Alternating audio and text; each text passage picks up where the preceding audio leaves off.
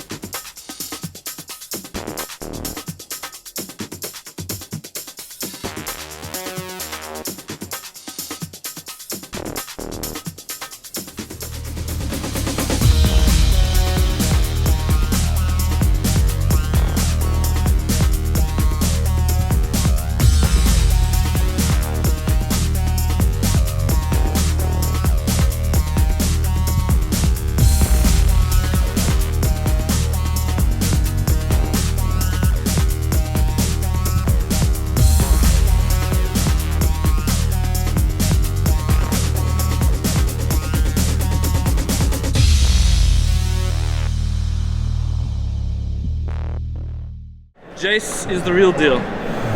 Eldrazi Green is the real deal, but it's not unbeatable. Gideon is probably not as good as people think it is. I mean, it's really good, but it's not a reason to play blue-white, basically, which I think a lot of people have moved towards. Every color is viable, and I think that Control is better than Beatdown overall. There's not really a best deck. It's like you're either going to beat the Eldrazi deck, or you're going to beat Mono Red, or you'll beat Blue White Control. You can beat like maybe 2 out of 3 of those decks, but you're not going to beat all 3 of them. Basically, the 3 natural decks are rock, paper, scissors. Red is rock, white, blue is paper, the Eldrazi are scissors. And all 3 of these matchups are very hard to salvage, and I don't think anybody had the decent plan to beat them. Okay, you want the truth? Jace the Mind Sculptor is the truth. The other things are probably just useful for winning. I think you can be good against like the red decks, like Boros and red deck wins, or you can be good against the Eldrazi.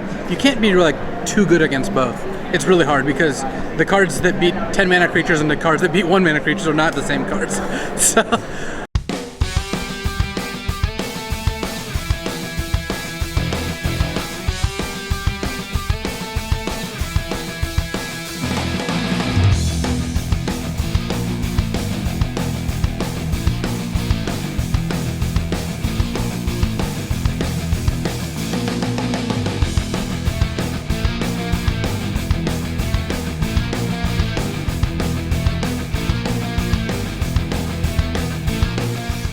Oh my gosh, we had this amazing opportunity at the end of Zendikar Block where we knew it was going to be a big set. We knew we were going to do something totally different from the mechanics that were going on in the previous 2 sets. But we really had a wide open field in the directions that we could go. And the storyline was about, in the first 2 sets, the natural defenses of the plane were rising up to defeat the adventurers, and it was a very dangerous kind of Indiana Jones style world. And then the big twist of the story, of course, is that there's these extra dimensional beings that are coming out of their locked chamber to devour and harvest the energy of the world. So, Mike, what do you do with that in a Magic set? And we finally came across the idea, what if we just try to make some enormous creatures that can come down on the board and then stomp the crap out of everything? We really didn't even believe ourselves that we could make an environment that would work well and allow people to play 11 drops and you know, eight drops in common, right? We went in trying a variety of different mana costs, and Emrakul was the one. He started out at 17, right?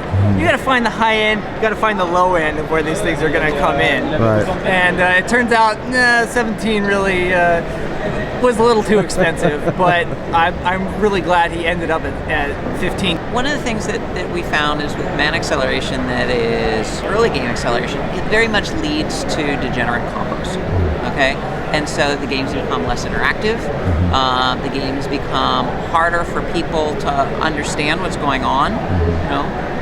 And on the flip side, when you have the late acceleration, it doesn't fit into as a combo piece as effectively. You can't really get a whole lot of spawn early. Back in design and development, you could get even more spawn. Didn't quite work out right. Where we've come to now, I think is a really good spot. I have. Sometimes it's just right, you know? I mean, not anymore.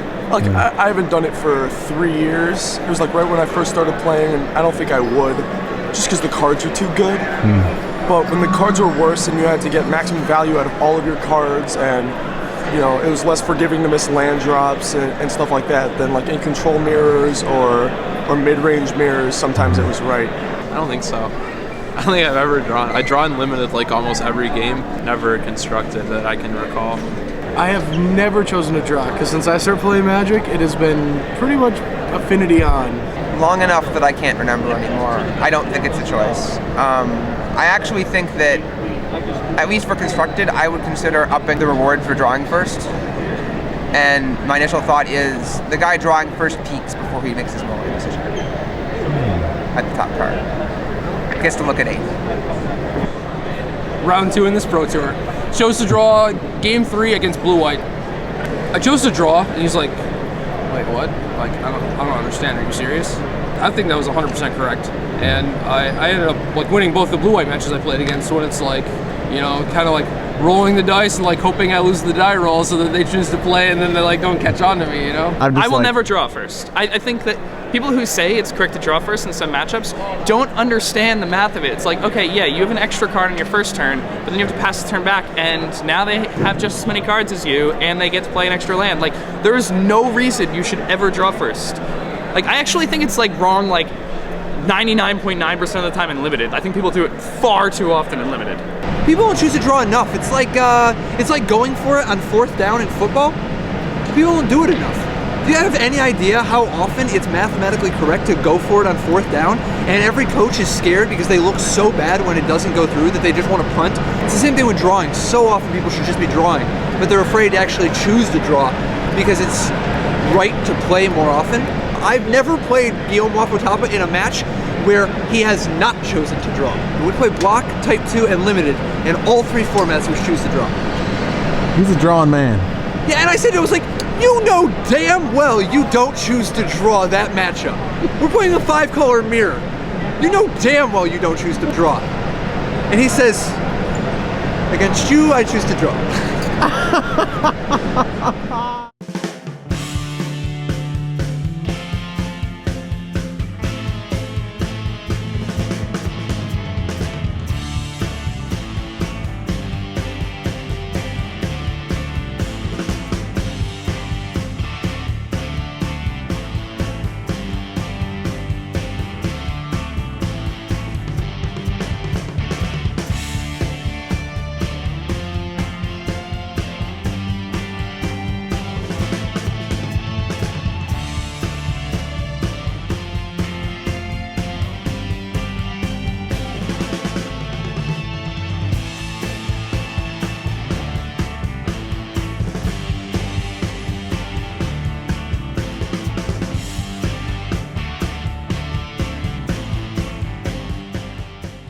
Don't draft. Don't draft. Don't draft. So you should pick. No format I've played in draft before has ever more been about.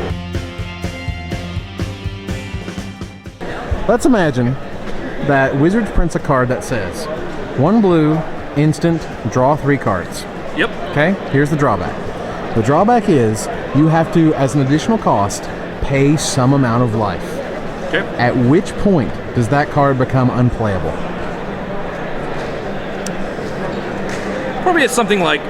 We had a discussion yesterday, actually. I think around... In the right circumstances, I will pay it. How about this? What does it sound like? What does what sound like? Exactly! There's no context! What does it sound like? Anything. It's an open question. It can be whatever.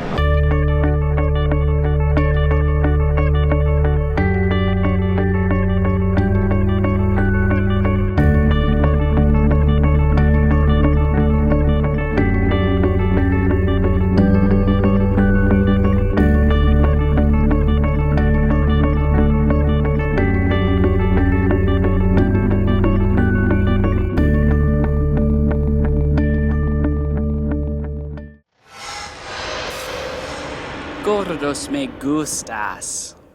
What did it take to get here? What did it take to win the GP and get here? You really want to know? I want to know. I stopped caring. Like, I cared to win, but I stopped caring about everything else that, like, hinders me in my game. And I didn't even try to do it. I went into the GP with, like, nothing weighing me down. No, like, thoughts of how I was going to do. I just went to every round, and I just played the round. I didn't worry about things that happen. I'm not worried about things that are going to happen. I just looked at every game as another game of Magic. Like, motion never did anything for me. Right. Which felt really good. That's great. Playing pretty much just very casual Magic, just at a higher level. High casual. Yeah, that's what it feels like. Like I don't know how to explain it. It's really hard to.